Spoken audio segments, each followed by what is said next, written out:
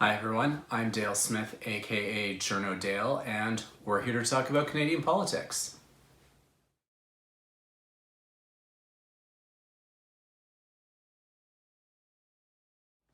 It is time to take some of your questions, and we start with a couple from Martin over on the Patreon. His first question is, you've criticized the Liberals for their poor showing in the House of Commons since the House resumed. I'm wondering, what are the rules for quorum? Have they changed in the current situation? Can opposition parties call the government out for absence of quorum, and why don't they? So rules for quorum are laid out in the Constitution. It's generally 20 for the House of Commons and 15 for the Senate. But given the current situation with the pandemic and the various stay-at-home orders, the government thought they would be very clever about it and do a workaround, whereas they did a big monster motion at the beginning of when the current sitting started in January, where they not only allowed the hybrid situation to continue, they gave permission for them to move ahead with the voting app, which is a big mistake. And also included in that was this idea that virtual attendance would count as attendance for the sake of quorum, and therefore they didn't need 20 people in the chamber minimum at all times. And the opposition obviously agreed to all this. It was unanimous consent, nobody dissented, so they went ahead with this. It's dubious that this is really constitutional. There were certainly some professors who said it would have been better to just pass because it's the kind of constitutional amendment where they wouldn't need the provinces. The parliament could just do this one on its own. There were suggestions that they could just pass a quick bill that would amend the Constitution for the sake of quorum for this kind of a situation. They did not do that. They went with the oh-so-clever unanimous consent motion. I still think it's a problem, but that's me. Nobody listens to me anyway. At least not none of the parties. So that's kind of the situation we're in. I don't think it's a great one, but that's me, and yeah, that's what happened there. And as for why the opposition, so they did agree to it. Normally, if the House falls below quorum, someone would alert the Speaker, and the Speaker would generally suspend the sitting until more people would come in. But obviously that's not happening here because they've all agreed to this. Martin's second question is, you've stressed the importance of always having a lieutenant governor in place in some of your writing. However, we now have an administrator in Ottawa, and the Newfoundland election writs were signed by an administrator because our LG was in the hospital, which Section 67 of the Constitution Acts provides for. That suggests to me that it isn't crucial to always appoint a new LG, and what am I missing? So part of the issue there is the fact that the letters patent provide for administrator to be in place of the Governor General, and those don't apply to lieutenant governors. And what happened was in 1978, when the Lieutenant Governor of Saskatchewan died in office, the Chief Justice, who was nominally the administrator in his absence, made the decision that he couldn't act as an administrator because there was not an LG in office. Whereas in the current situation in Newfoundland, the LG was still there, she was just indisposed, so the administrator could act in her absence.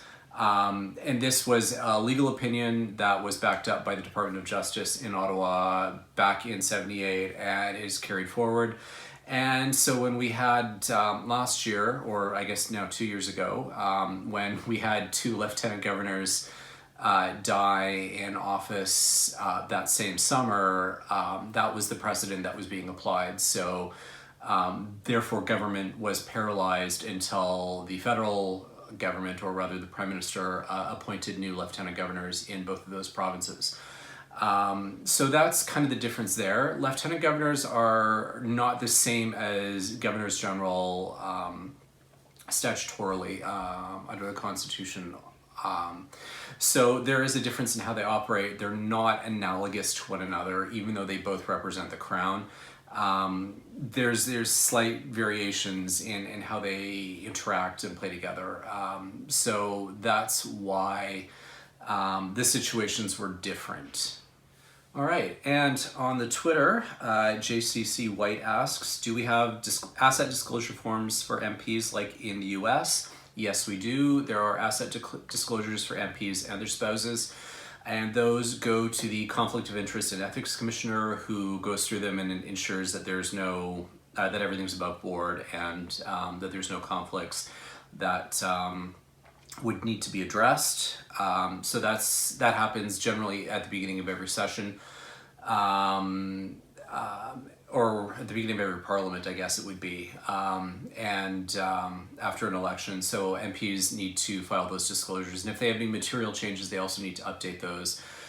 We did have an instance this last year where a Liberal MP who didn't run again had not made particular disclosures around asset changes after he got married, and the ethics commissioner gave him a slap on the wrist for it. And then the opposition, in order to make a big show out of it, demanded that he therefore apologize to the House of Commons for his lapse in doing so, and he did send such a message to the House, which he really was under no obligation to, but he did anyway. So that was that. Best of Yao Miao. I'm also guessing that is a reference to the Ottawa Airport Code. Anyway, asks, is it possible for the federal government to take over responsibilities from the provinces to ensure people with disabilities are looked after properly, i.e. enough money, healthcare, dignity, etc.? Provinces don't seem interested, and the feds have the resources. Short answer is not really. Unless you've got a constitutional amendment which would allow the federal government to assume responsibilities for persons with disabilities, there's not really much that they can do to just take over those responsibilities. This is one of those kind of jurisdictional questions where this is generally the domain of the provinces, although the federal government does have a little bit of overlap in some of the benefits they do try to offer, largely through the disability tax credit and so on. We saw some of this over the course of this pandemic, where they were trying to offer more supports, but because they don't have the same levers that provinces do, they tried to use that tax credit as kind of their vehicle to do so, but that's limited, and it has its own inherent problems. And apparently, though, some provinces use the eligibility for that tax credit for their own provincial disability benefits programs. So there is an effort right now by the minister in charge of disability inclusion, which is Carla Qualtrough, in order to try and expand some of those criteria and to try and come up with better federal processes to capture more people with disabilities so that they can receive some kind of federal benefits. This is not necessarily taking over jurisdiction. It's using what levers the federal government has in order to provide some financial support. But again, it's limited in what they have the ability to do. So they're trying to work with what they have. This is one of those things again, where we need to remember that the federal government can't do everything.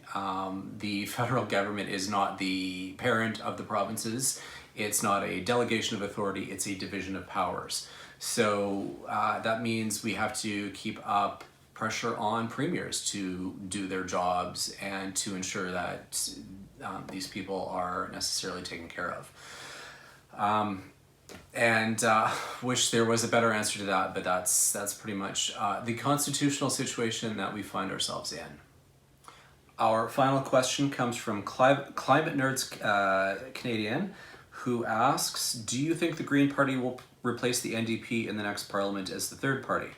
Well, the NDP are actually the fourth party and not the third party being the Bloc. Do I think the Greens will be able to replace them? Anything is possible. I don't see that currently right now, partially because the Greens haven't necessarily had the same organizational ability to mobilize votes that the NDP does. And because of the way our system works is by winning seats and not share of the vote, you need to have a certain amount of geographic concentration of those votes in order for them to have a bit of an impact. Now, the Greens have been good about building this in places like BC, and now we've seen they won a seat in New Brunswick. That is, as a result, partially of provincial organization as well, but also just the fact that they recognize that these are ridings where their message resonates more and they're able to organize effectively in them.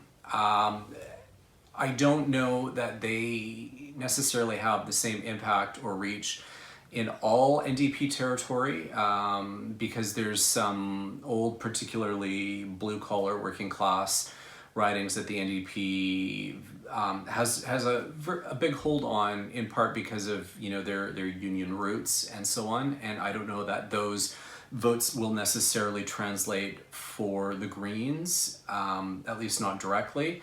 So, and the NDP are, have to remember that they were largely shut out of most urban ridings in the current parliament as well, because the Liberals managed to kind of outflank them on those ridings. So I don't know necessarily that the Greens are poised to take over their seats in that particular way. Again, we'll have to see what happens. The Greens have a new leader and she's getting a fair bit of attention. And the NDP's leader, Jagmeet Singh, is not, I would say, being terribly effective in what he's bringing forward, because most of what he's proposing are kind of reheated versions of stuff coming out of the Democrats in the US, which doesn't necessarily all apply to Canada.